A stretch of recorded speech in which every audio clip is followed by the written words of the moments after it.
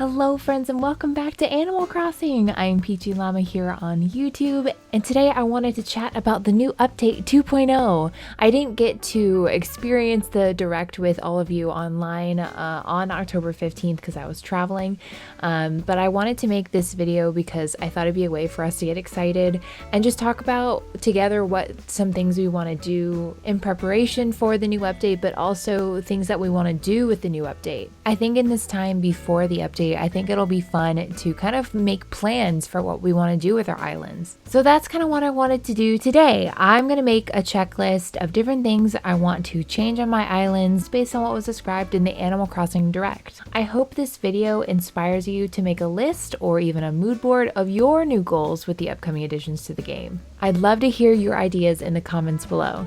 If you're just as excited as me for what's to come, give this video a big thumbs up and consider subscribing for more Animal Crossing content. Now let's get started.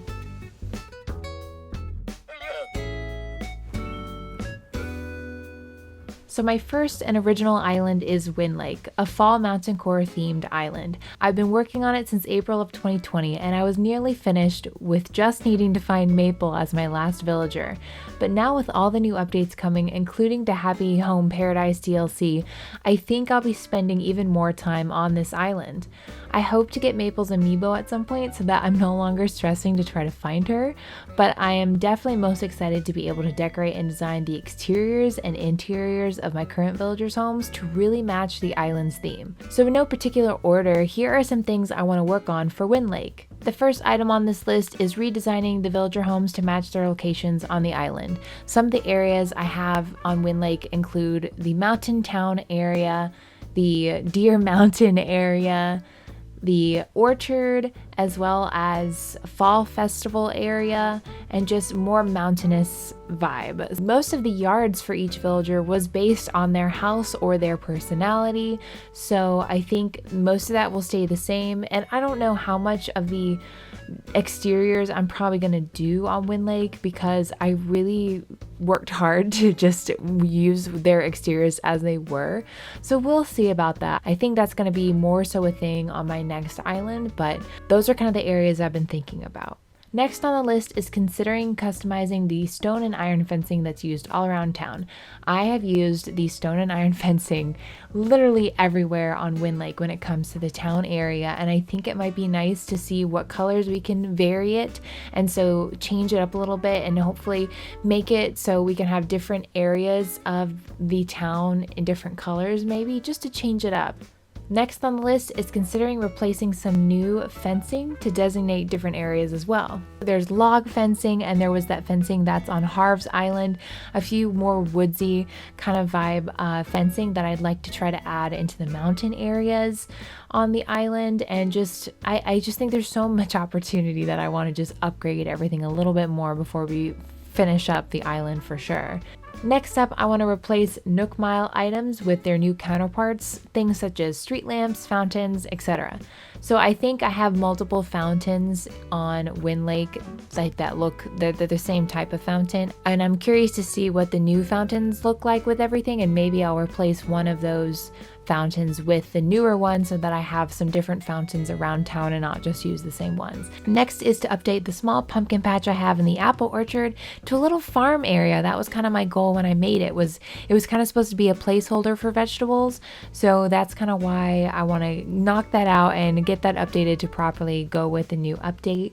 Next is use more of the newer Nook Mile items. So I thought that my fall festival may need some of those new fair items I saw. There was like a Ferris wheel and some activity stalls, I think. So that might be kind of fun to add to really make the festival more lively. So that could be fun.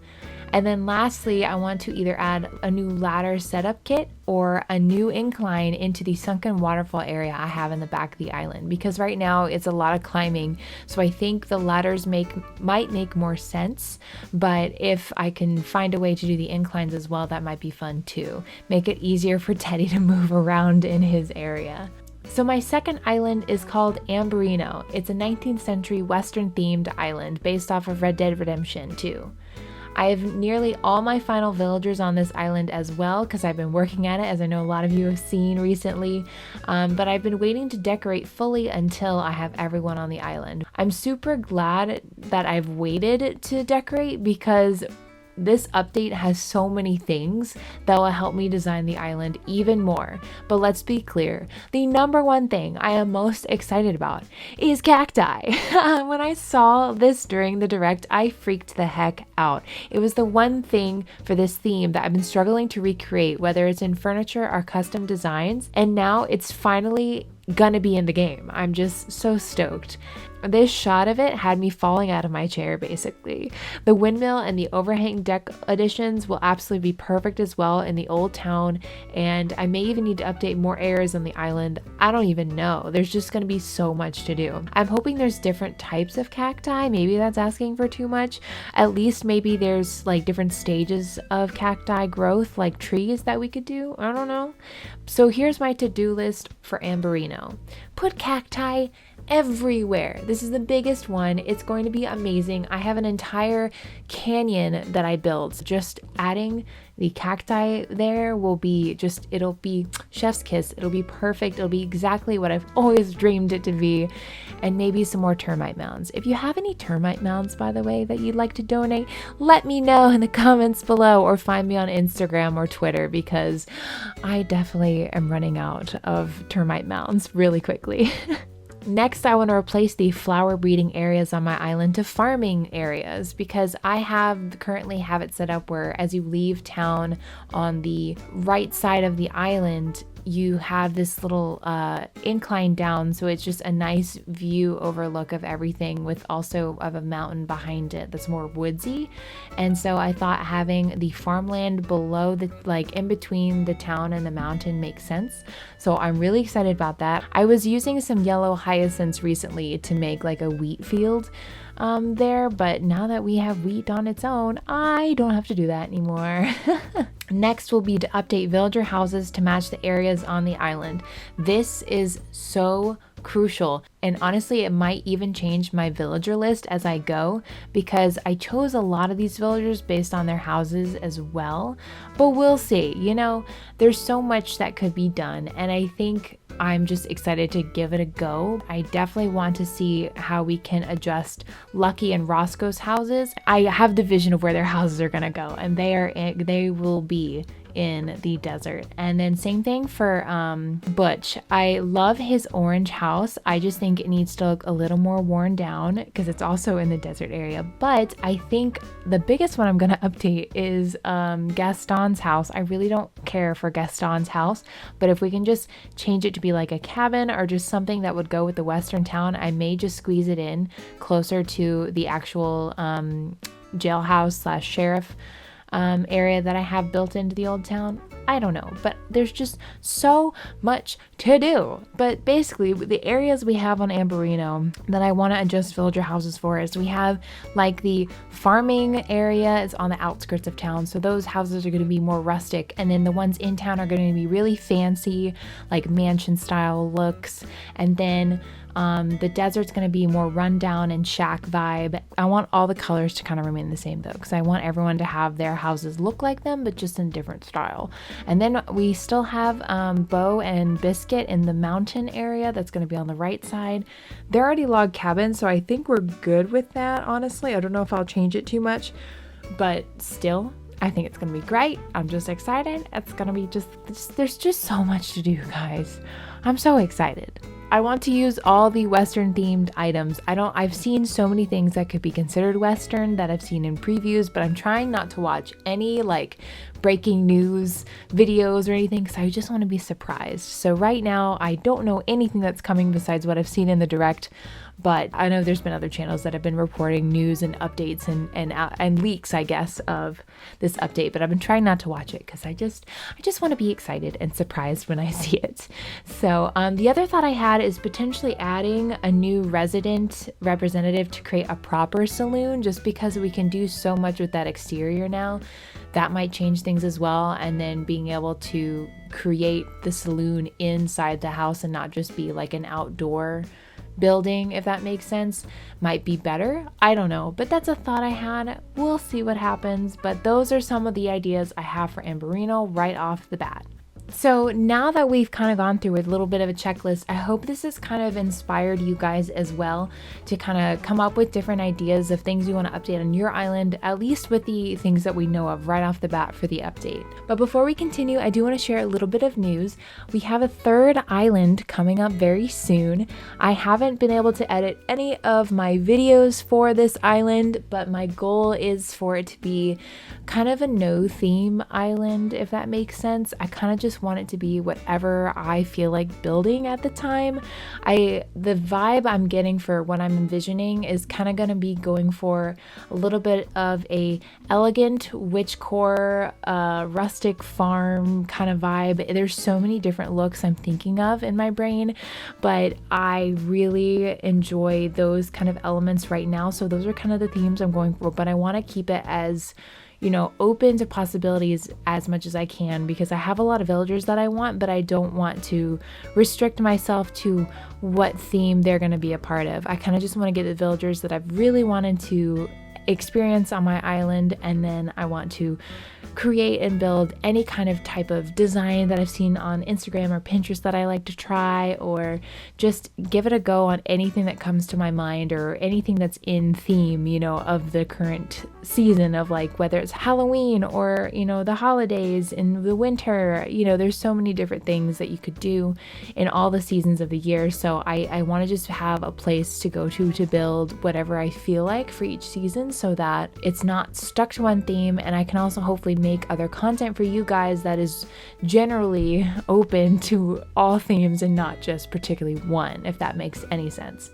With that being said, I just wanted to take some time to discuss some new features that we saw in the direct that I'm just really excited about. Besides all the ones I talked about on my island, these are just general ones that I'm just happy about. One of them is being the new Pro camera app, because I just think it'll make some really adorable videos using the new camera options. I think it'll be great to have some new looks, especially as a YouTuber. I think it'll be fun to see what kind of films we can create with this first person look and things like that, and the tripod. I think it'll be interesting to see what you can create in it, like whether it's a preview for your island before you post a dream address video or something like that. I think there's just so many different things you can do now in the way we film our videos on YouTube, or any video that you decide to create in general. I think having this new Pro camera is going to be really cool. The food, when it comes to food, I am so glad we have the option to make so many things, and the fact that farming is now part of the game as well. Oh, it's going to be so awesome and so cute. But I am curious, like, I think I had the question of like, will this food like, you know, level up our strength even more than just a fruit? And I realized when I rewatched the direct that it does like add more points to our like strength than fruit. But I'm wondering, is that the only thing that food does, or are there like special benefits that we get by eating certain types of food, or is it really all just for show otherwise? I'm curious if there's anything new that we can do with our strength, you know, besides just breaking rocks or picking up trees. But you know what, maybe I'm asking too much. They're already giving us so much, but I was just curious because I feel like food is such an essential thing, and maybe we can actually gift food, and maybe gifts of food will help us, like if there are certain qualities of food or something like that, something to like just give you more reason to make food. That's what I'm trying to figure out, like what is the purpose of making food, because fruit was really only important to me at the beginning of the game, of course, to sell for bells and just create, like have a whole orchard of a ton of fruit. So I'm just curious, now that we have food, like what does this food do for us in this game? Like besides just give us more strength, that's really cool and all, but like what's the benefit? Do we give it to people? Is it just for show? What are we talking about here? When it comes to Harv's Island, I'm really looking forward to having all our vendors be there at the same spot basically. And I really hope they bring new items with them besides just the customizations, just because like that's the opportunity. If they're gonna have new items, that's where you get it from, is their stall. And I wonder if they still do visit the island. Like, do they have their typical store, or like, I'm just curious what the difference is if either you go to their store on Harv's Island or they visit you on your island. Curious, I don't know, but I'm excited to see what we can get, especially with Reese and Cyrus now being able to customize those Nook Mile items that we've never been able to customize before. Honestly, it completely takes the airport color out of the question when you restart. Like, it doesn't even matter anymore because you can go to Reese and Cyrus and get that white street lamp or that brown street lamp or that black street lamp. There's just so many options. Overall, I'm just so hyped and excited about everything, as I'm sure all of you are. There's so much to experience, and there's probably even more little things that didn't even get elaborated on that we'll discover with this new update. I hope you guys are just as psyched as me and inspired to play the game again if you haven't been. I know it's been a struggle, especially in the last 6 months. We've all been dealing with that burnout and trying to find new ways to be inspired again. But this is definitely going to bring a lot of people back to the game.